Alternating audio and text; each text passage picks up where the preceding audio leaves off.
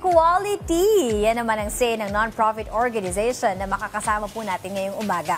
Dahil ang goal nila is to empower and educate LGBT youths. Para i-share ang kanilang projects towards a more equal future, makasama natin si Jap Ignacio, ang Executive Director ng Babaylanes Incorporated. Good morning, Jap, and welcome dito sa Rise and Shine Pilipinas. Magandang umaga sa ating lahat at sa ating mga ka-RSP. Morning. Ayun. Para sa kaalaman ng lahat, Jap, at saka syempre ng ating mga ka-RSP, kwentuhan mo naman kami kung ano ang Babaylanes Incorporated at paano ito nagsimula. So, ang Babaylanes ay isang NGO based dito sa Quezon City. Kami ay nabuo noong 2008 at nagsimula yung Babaylanes bilang alumni association ng the University of the Philippines, Babaylan. Okay. At sabi ng mga mothers namin noong 2008, bakit sa UP lang merong support group para sa mga LGBTQI students?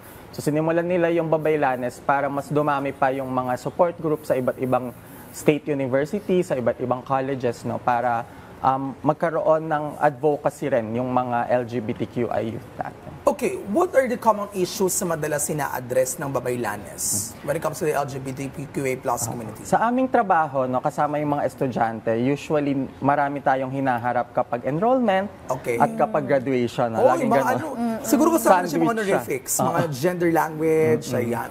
Yan. So usually yung mga ay hindi nakaka-enroll dahil hindi nakapagpagupit or ayaw or may prefer sila na uniform. Sa graduation, ganun din. So, usapin pa rin ng kasuotan. Pero yun, kapag meron kang organisasyon sa iyong university na magsusupport sa iyo, tutulong sa iyong itulak na dapat makagraduate ako, dapat maka-enroll kami, nailalaban naman natin, every year yan. Kumusta ang progress when it comes to schools? Sa ating mga eskwelahan, dahil dumadami na yung mga LGBTQI orgs rin, nakakapagtulak na tayo ng mga policies na hindi man national level pa dahil sa G-terms mo, di ba, pinaglalaban pa natin yung SOGI Equality Bill. Meron na tayong mga naipasa sa mga local government units or doon mismo sa kanilang mga universidad. Ayun. Ano ba yung mga ilan sa mga makabuluhang proyekto ng Babaylanes Incorporated? Itong mga nagdaang taon. So, isa sa mga favorite kong project, syempre, dahil marami kaming sinusuportang student organizations, pinagsasama-sama namin sila every year sa isang conference para sila ay matuto sa isa't isa, magjawaan, ganyan. Ayun, kasama yun. Kasama yun. Siyempre kasi kailangan suportahan. Yes. Diba, they say, mahirap daw maging bakla dahil matatanda ka daw mag-isa. Pero hindi. Kailangan through these kinds of gatherings, activities, ay may makakasama ka habang buhay. Correct. Kahit maraming bashers, dead ma sa bashers. Dead ma. Tapos maganda yung kasama mo sa buhay, di ba? May advocacy rin na tulad mo, di ba? So, yun isa mga favorite ko. At yung isa ay dahil nabanggit mo yung SOGI Equality Bill sa G-terms, ay yung paglaban natin para sa pagpasa ng SOGI Equality kasama ang iba't pang members ng Lagablab LGBT Network. Ayun. Paano ba nakatulong sa LGBTQA+ community ito pagkakaroon ng ganitong organizations and representations?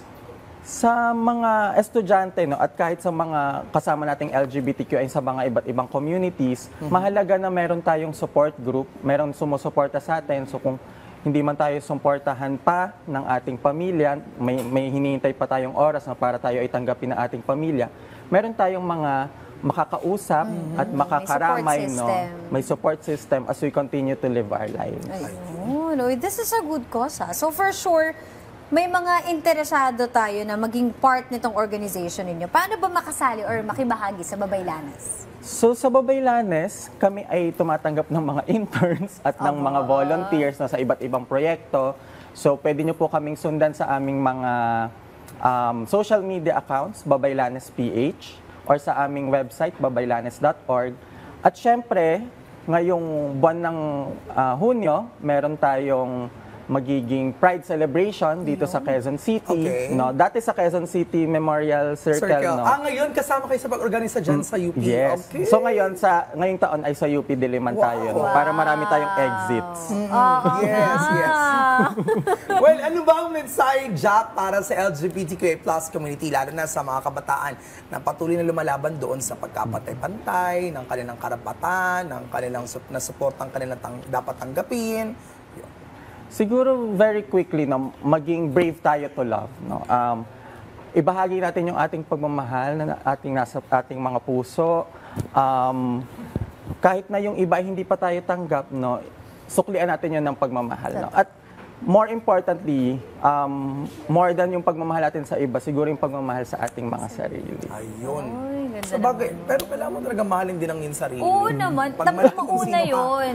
Una yung Mauna pagmamahal yun. sa sarili bago yung sa pagmamahal sa ibang tao. Ayan. Thank you so much, Jap, sa pagbisita sa amin. At syempre, nakaka-proud na may mga ganitong organization like Babaylanes Incorporated na nandyan for our LGBTQIA+ community. Sabi nga natin, mahalaga na mabibigyan sila ng mga suporta at sense of belongingness. Thank you, Chap. Samantala mga ka-RSP, Bessie. Po kayo nga alas dahil kantahan at kwentuhan na po sa pagbabalik ng Rise and Shine, Pilipinas!